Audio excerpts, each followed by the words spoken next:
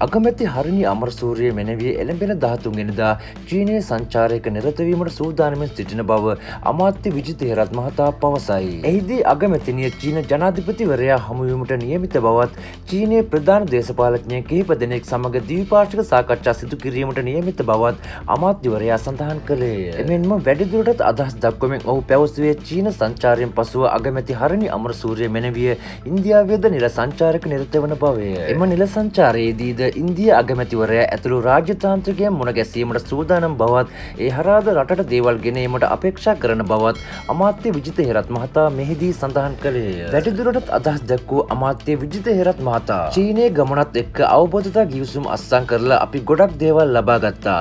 මේ 2025 අවුරුද්දට මුළු ලංකාවෙම දුවා දරුවන්ට පාසල් නිල ඇඳුම නොමිලේ අපිට චීනෙන් ලබා දෙන්නේ.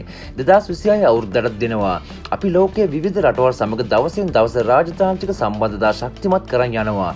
මේ කෙටි කාලය තුල අපි ලබාගත් ජයග්‍රහණ විශාල ප්‍රමාණයක් තියෙනවා.